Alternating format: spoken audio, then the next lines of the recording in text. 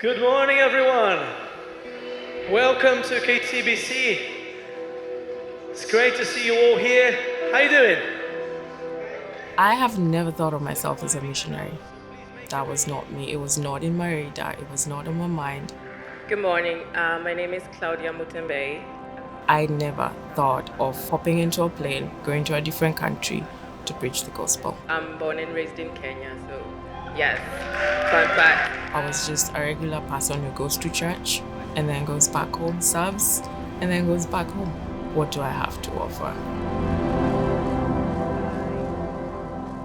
When I signed up for a London mission trip, my trip leader, Dane, asked me if I could speak during one of the church services in London. That was not expected. I did not see that coming. I did not tell him yes immediately. I told him I'm going to go home and I'm going to pray and I will let you know. But by the time I was walking out of that door, I knew that was going to be a yes because I had told God, this is my yes year. And so I went home and it was a wrestle between me and God.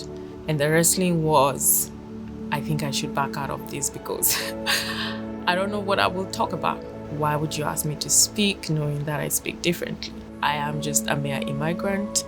What do I have to offer? I have a sister who lives in Oxford and she was very excited when I said I was coming to London, and I let them know I was going to be speaking at King's Cross Baptist Church.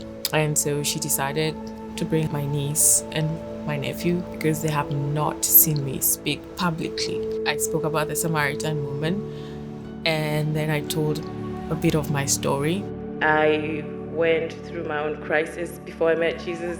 I had my whole Samaritan conversations with Jesus. And so in London, once I gave the message, I did what we call the altar call.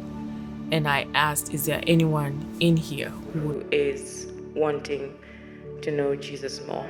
And my niece raised her hand. And I remember looking her straight in the eyes from the pulpit and asking her, are you sure? And she said yes. One of the things I've always prayed for is that God would send someone to go talk to them about Jesus. Little did I know I would be the person. My niece came to the front and I could not hold back. All I did was cry. I could not believe she actually wanted to know Jesus.